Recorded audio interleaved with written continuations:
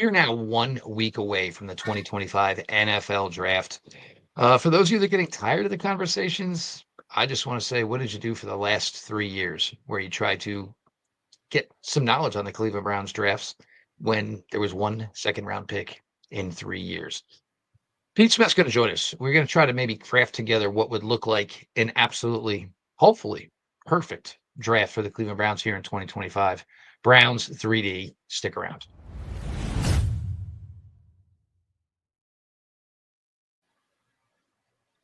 Welcome back, my friends, to the show that never ends, your daily delivery of all things Dog Pound. Browns 3D on the OBR, brought to you by State Sharpening Mower Sales and Service. I am your host, Jeff Lloyd. We are joined today by the OBR's Pete Smith as well. It's been a long 4-month process since the conclusion of the 2024 regular season. A lot certainly has gone on, some coaching changes within the organization, the Myles Garrett saga, free agency, certainly the draft cycle, and we're close. We are extremely close. We appreciate everybody for all the support for the daily written content here at the OBR. Everybody coming on out every night to the OBR streaming network. Browns 3D starting your night off at 6. You will have things I think I know with Brad Ward. Not sure who's actually joining Brad tonight, but make sure you stick around for that as well. Closing in on 8,000 subscribers on YouTube, and just certainly want to thank everybody for all the support here. As we were able to give you basically a full off season here again of Cleveland Browns coverage. Now, for anybody who doesn't follow Pete or myself, I think you exactly know what Pete and I would do here with the number 2 overall selection. Still would do it, and I'm going to say do it just as they're walking up with the card Thursday night, and probably still will be upset if it goes the way you think it's going to go, which was not the way I would go. But Pete, we got to try to craft this here, and it's an odd draft for the Browns. 5 picks in the first 104. Then I believe it's 179 to 256, another 5 picks there. A big gap, obviously, in between. But looking at this here, and if you want to play it from the Hunter perspective or not, like what would be the expectation? How does this fall? Because I think most people just think this is an automatic turnaround. I think you and I both think that it's, this draft, next year's free agency, next year's draft, which could really lay the foundation for something for this franchise to finally be sustainable. Yeah, I mean, they've got 2 great prospects at the top, regardless of which way they go. I'd prefer Abdul Carter, but as long as they take one of them, they're in good shape. And then presumably some sort of quarterback type move with that second pick, whether they trade it, whether they sit there. That is my full expectation going into this thing, that's going to be how those things play out. So that does give you the opportunity, if handled well, to get a player that should be, a franchise-changing player, and then at least a shot to address the quarterback situation. Of the quarterbacks you'd be potentially picking, 2 of them could see the field pretty early. One of them would not be would be more of a sort of package role. The other potentially is the quarterback in Shedeur Sanders eventually taking the field. But either way, that year of development, however that's going to go, is going to set the table for what you do next year. Either you are right back at it trying to get a quarterback, or you feel good about the development, and now you are sort of going at this thing without this big thing hanging over your head, and now you can just play the draft how you ideally love to play it every year. Focus on talent, get the best players, and just build this thing. Now, depending on what they do with that second pick, that may change the direction of this whole thing. If they go Abdul Carter, it's going to sort of set you in a more probably offensive direction to, if they feel good about the quarterback, give him somebody to get the ball. And if they go Travis Hunter next year, you might be looking at a premium defensive player, or, it's not to say you couldn't still go offense, but at that point, it's probably a defensive player and potentially on the defensive line, which is what could be corner too. One of the reasons I don't buy into this notion that the Browns have to, that they have to worry about, well, the Browns offense was this bad, so they should automatically pick the offensive player versus taking Abdul Carter, the defensive player, because those two things are ultimately going to balance out. And whether it's 6 months, a year, or 5 years, you're not going to care what the needs of the season were. All you're going to care about is, did I get the great player? Do I have a guy that when Sunday shows up, he's one of the faces they're showing on that broadcast, or maybe he's the guy on, when they put the placards up, he's the face of it. That's all anyone's going to worry about. So as much as, you can talk about, we should draft for need and all this other crap. The only thing Browns should really be concerned about is getting the best possible player at a premium position. Both these guys play premium position, so now it's just get the best player. Get the guy you feel extraordinarily confident will do exactly what you need him to do. It's going to be the player you need him to be, and don't worry about the rest, because the rest always takes care of itself.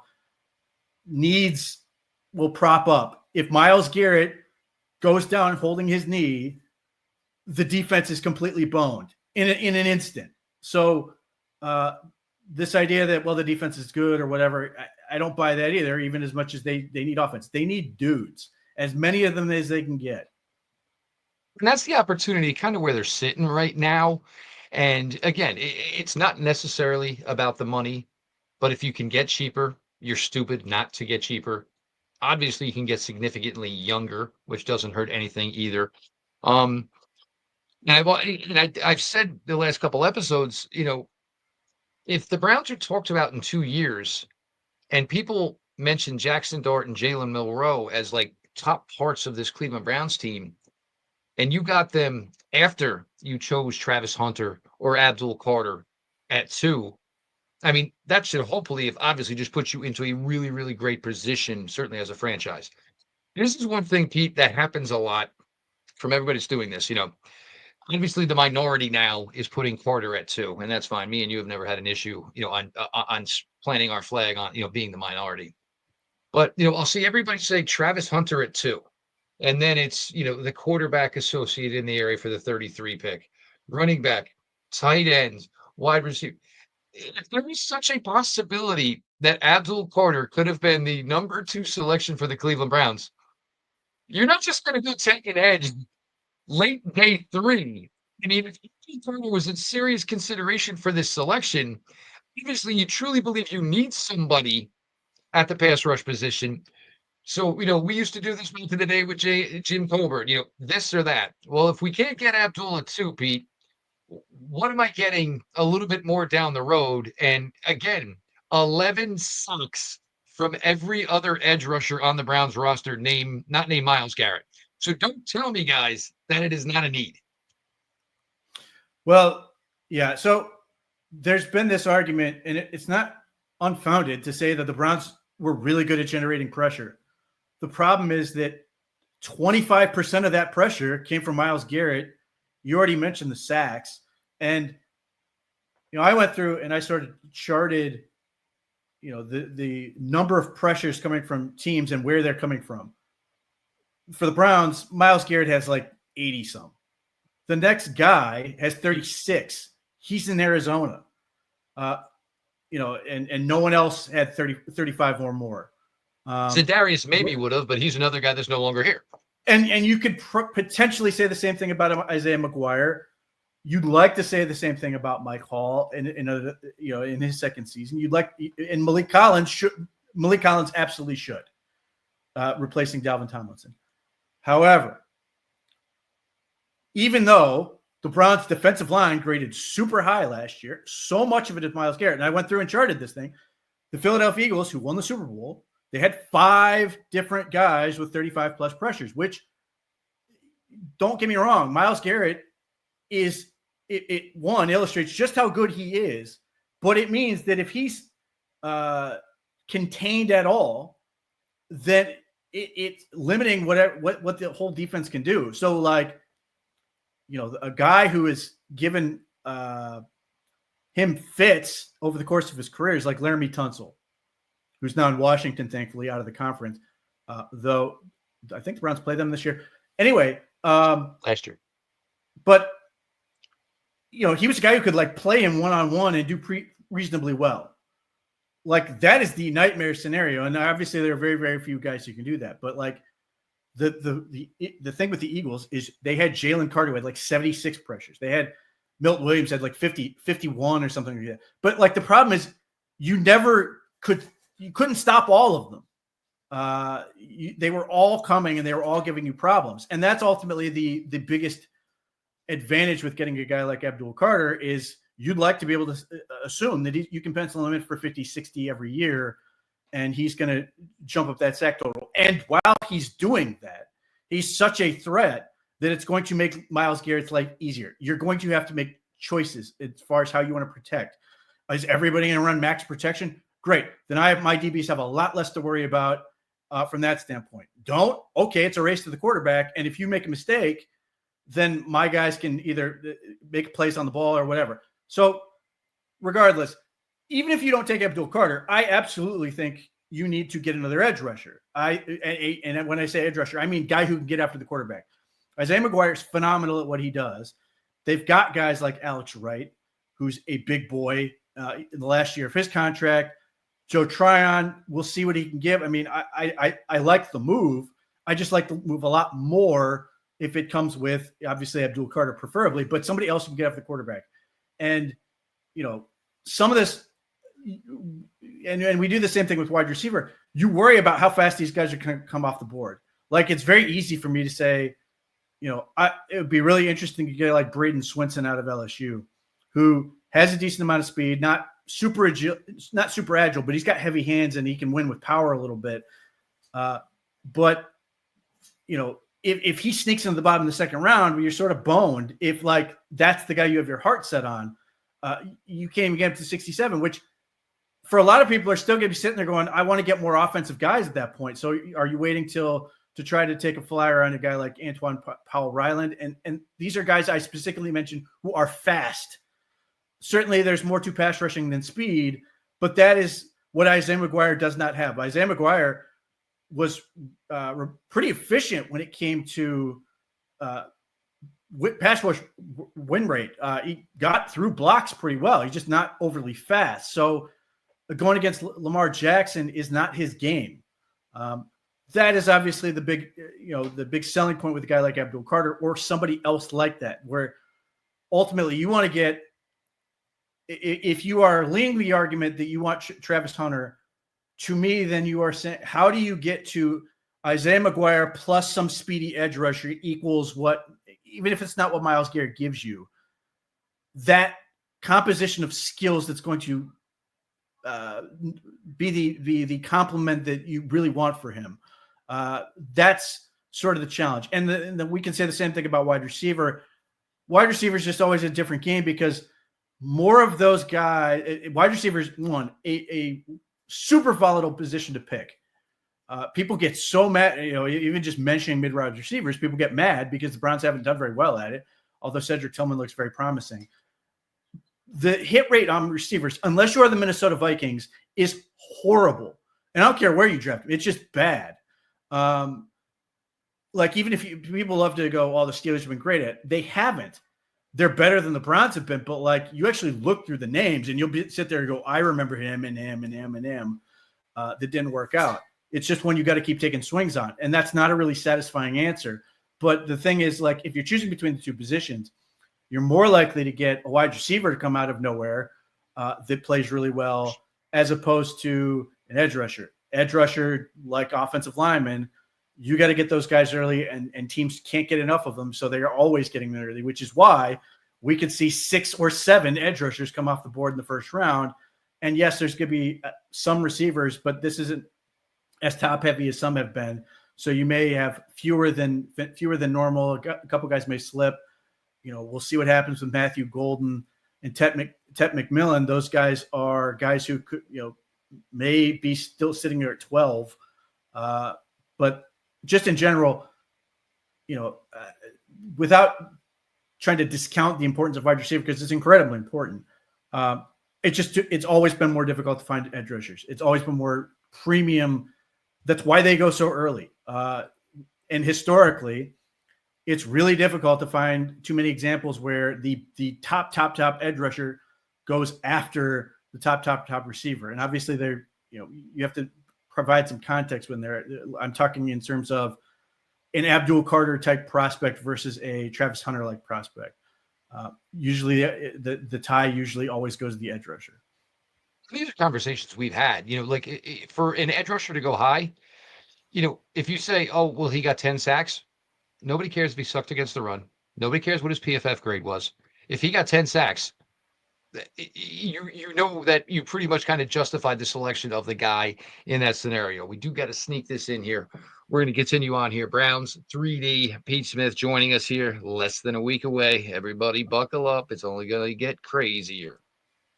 We have the relationship now, I would say probably pretty much since the end of the regular season with the fine folks over at State Sharpening, Mower Sales and Service in Broadview Heights. If you are local to the Cleveland area, they are your one-stop shop for all things lawn equipment.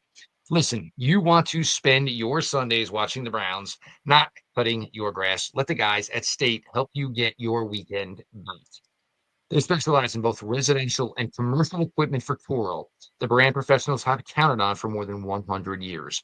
Whether you're looking for a new, dependable time cutter zero turn, genuine Toro replacement parts, or expert service from experienced technicians who keep your mower in peak condition, State has got your back. They are veteran-owned. The Kane family are lifetime Clevelanders, lifetime Browns fans, and proud supporters of us here at the OBR. Again, if you are local to Cleveland, State Sharpening, Mower Sales and Service in Broadview Heights is your hometown team for all your lawn equipment needs. All their info is at statesharp.com. That is STATESHARP.com. Some things that you're starting to see in regards to the quarterback position here. And guys, I'm going to tell you right now, Pete Smith, and we talk a ton. He's had Jackson Dart over Shedeur Sanders quite a while.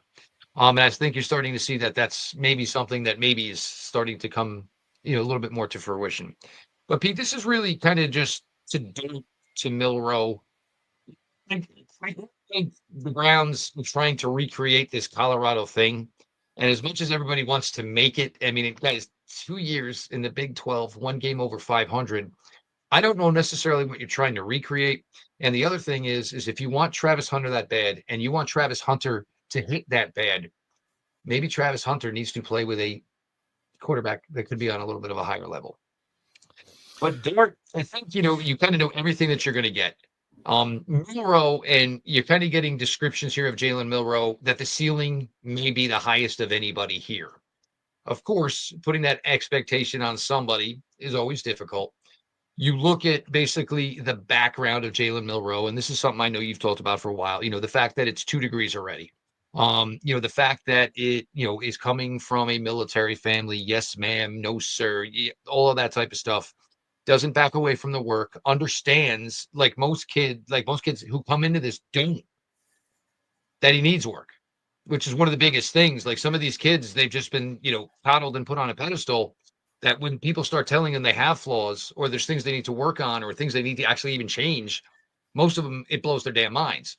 I don't think Jalen Milroe feels that way about his game. He understands, unfortunately, that he took a step back in his final collegiate season as opposed to where he was playing in 2023.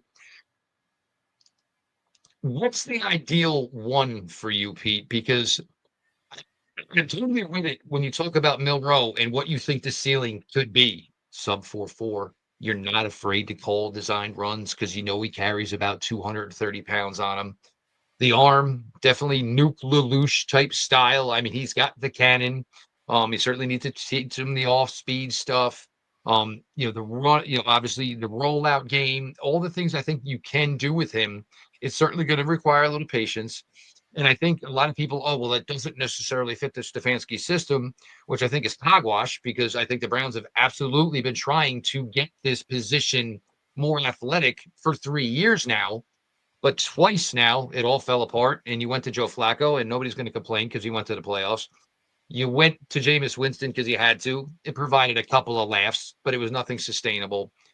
What is the ideal scenario for you? I mean, because, and again, with Dart, there is that age thing, and, and here's the other thing. People talk about Tyler Shuck.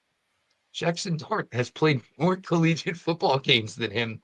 But yet everybody's trying to shove this almost 26-year-old in here like the 7 years meant something when actually it didn't, because he only played 42 games. Yeah, I would be thrilled with Jackson Dart, but my ideal scenario, honestly, is Milroe. You coach high school football. This is what everybody's looking for. Give me my best athlete. We'll find a way to do enough with the arm. But sometimes if he's got the right athleticism, that could trump a lot of it. I mean, look, if you the notion that I agree 100%. Kevin Stefanski's been looking for this for a while. Yes, he had Kirk Cousins. Yes, he had Baker Mayfield. Yes, he has Case Keenum and all these other guys he has won football games with.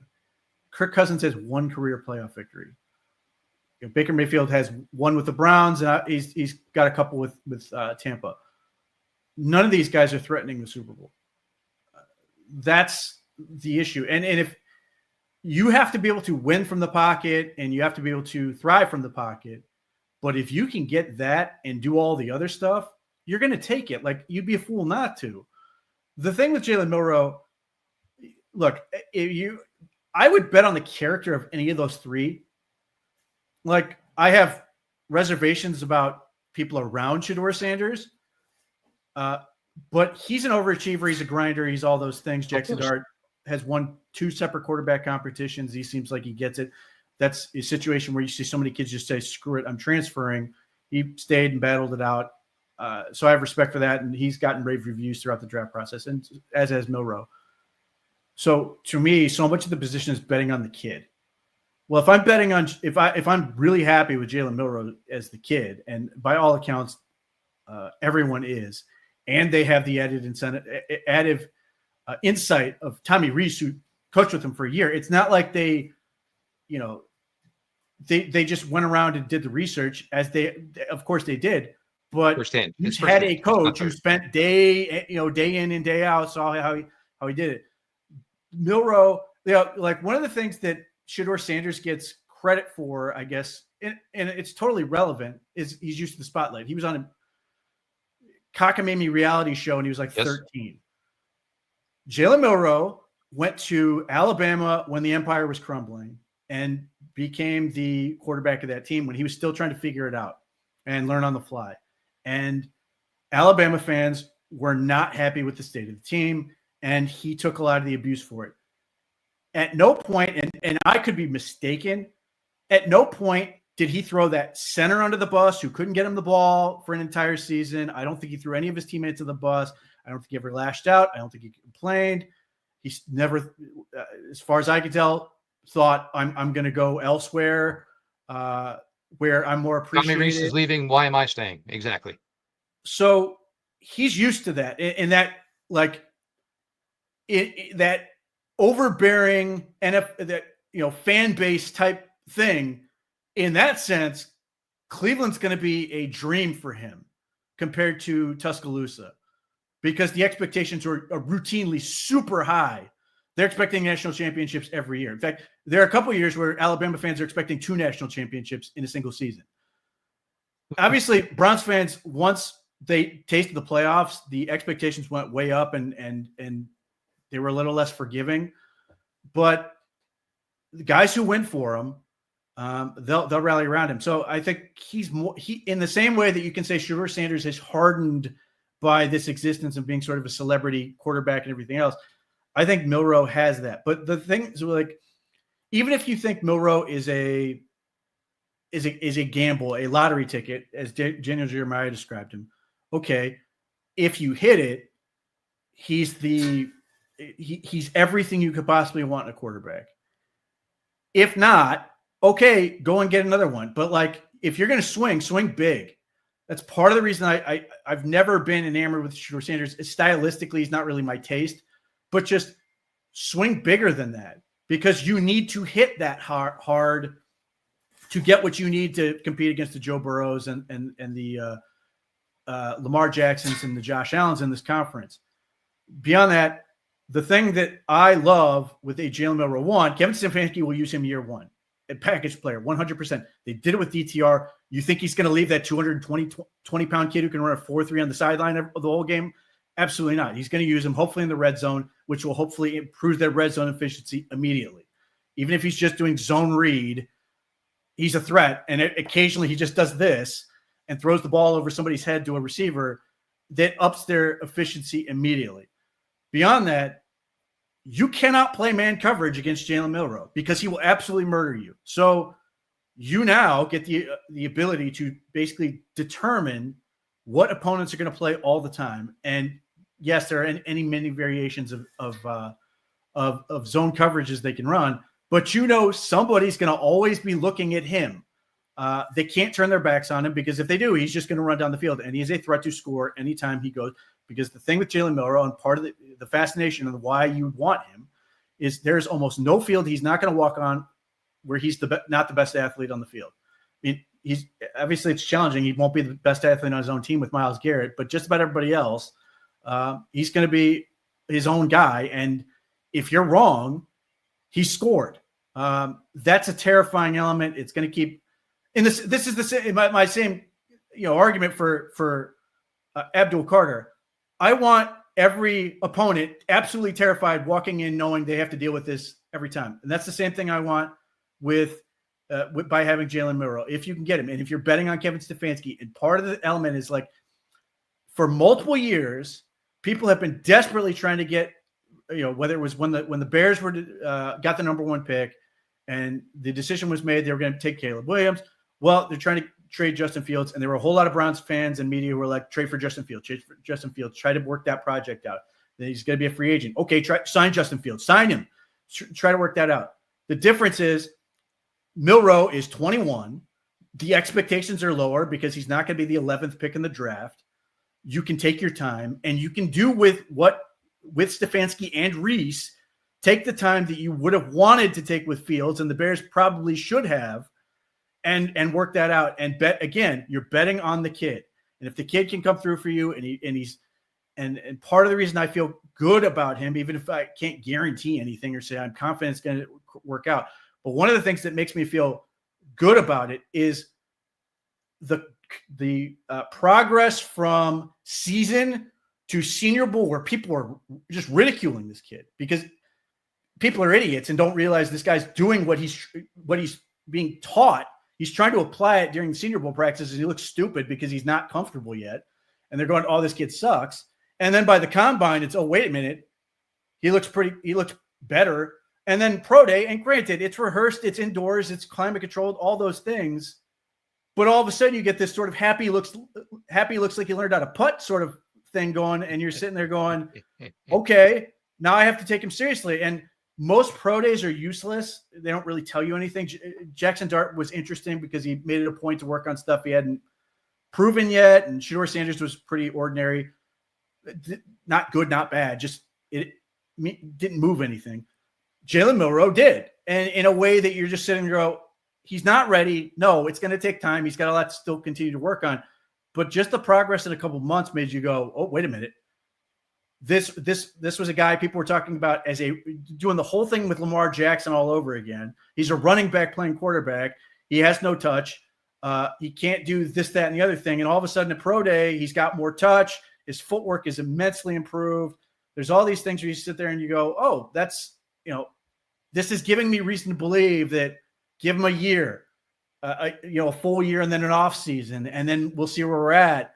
And all of a sudden you can talk yourself into this working, especially when you're not using the 2nd pick in the draft or something super high. There's a world where you could potentially get him at 33. I think you'll still trade up for him.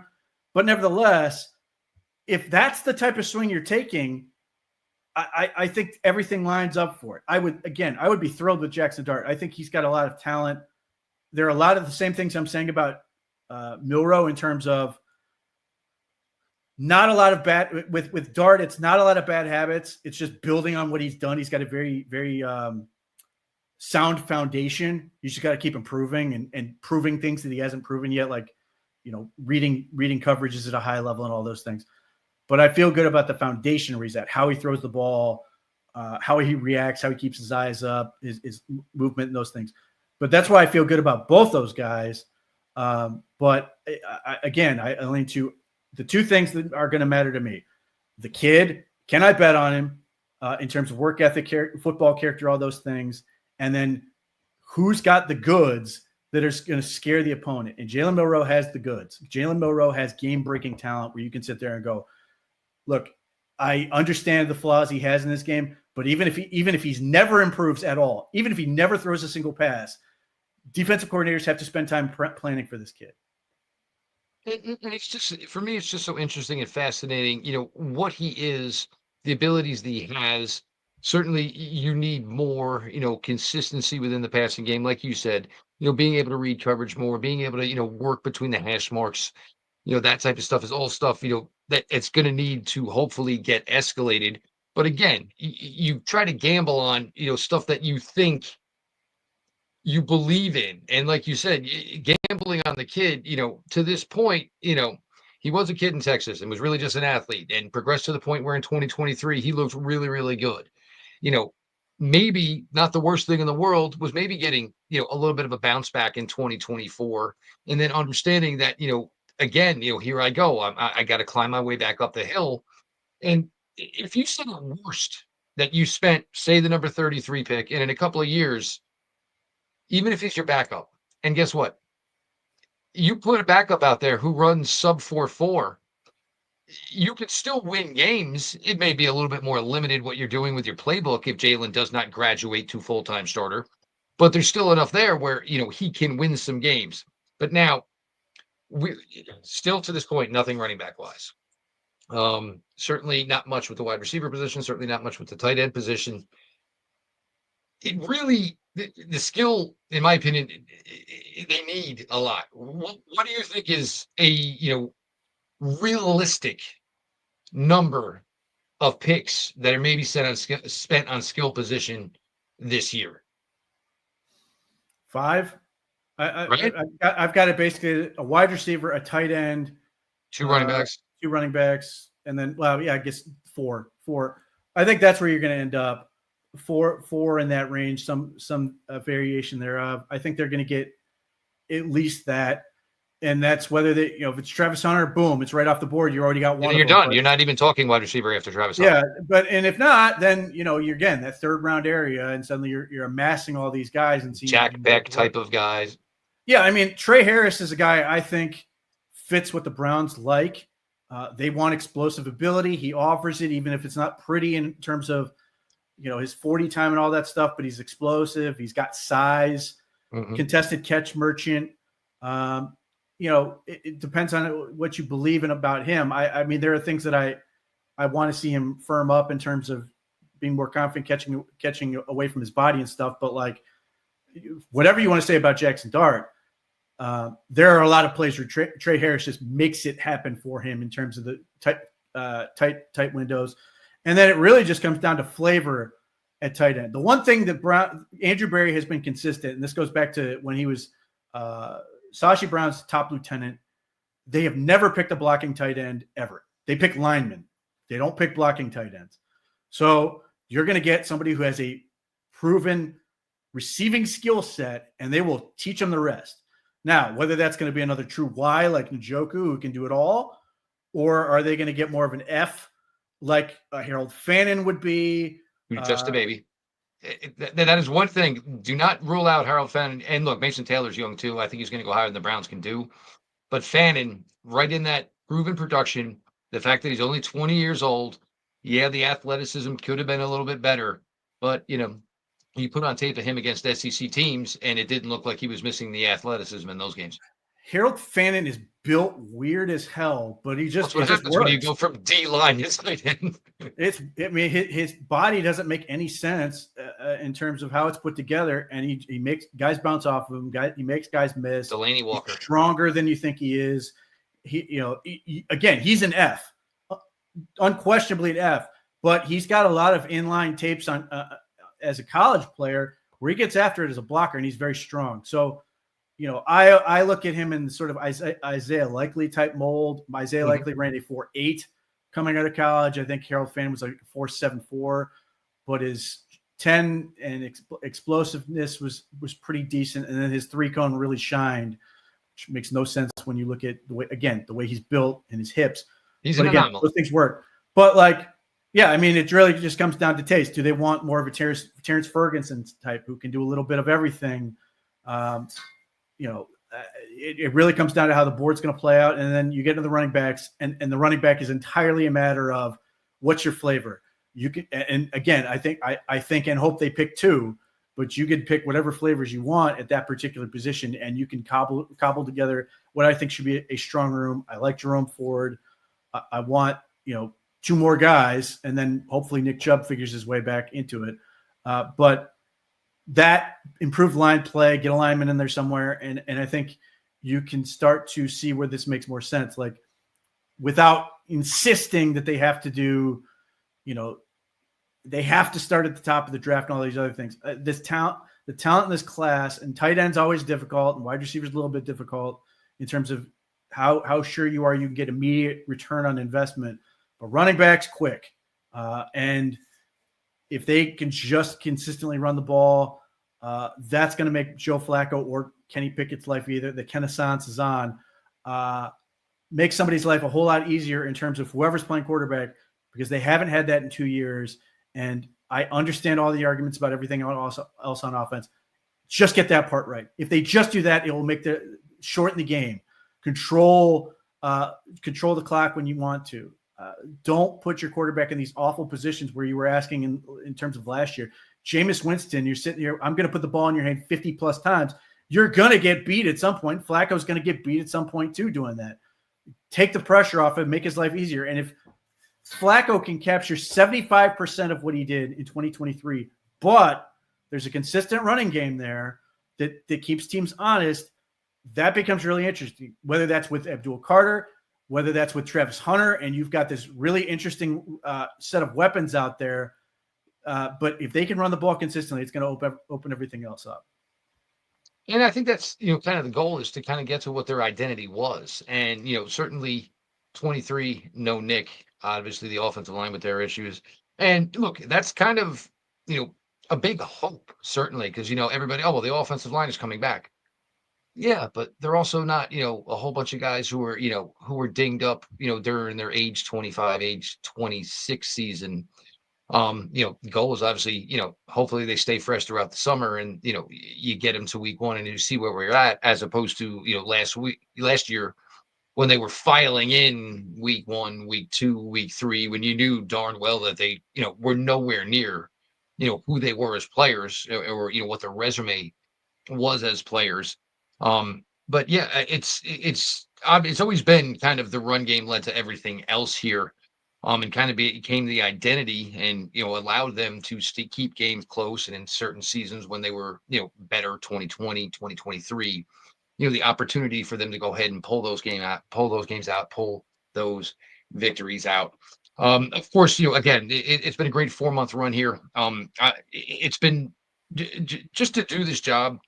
Obviously, we enjoy it. We wouldn't be doing it otherwise. But, be able to have the full repertoire of everything to cover, this year, as opposed to, the last 3 seasons, certainly, made for a more fun process. We appreciate everybody comes out every day reading the written content. Everybody shows every night, 6:00 to the OBR streaming network. Browns 3D, various shows afterwards. Friday, you'll get Things I Think I Know. Brad Ward after that. So make sure you stick around. Again, closing in on 8,000 subscribers over on YouTube. Let's go ahead and make that happen before Thursday. If you, we'll say it again. We have every intention of, streaming every pick, all 3 nights. I'm sorry, both nights and Saturday as well. So, you get tired, you want to have a second avenue of content. We will be here at the OBR bringing you the 2025 NFL draft as well. Browns 3D on the OBR has been brought to you by State Sharpening Mower Sales and Service. For myself, Jeff Lloyd, and on behalf of Pete Smith, hope everybody has a great holiday weekend.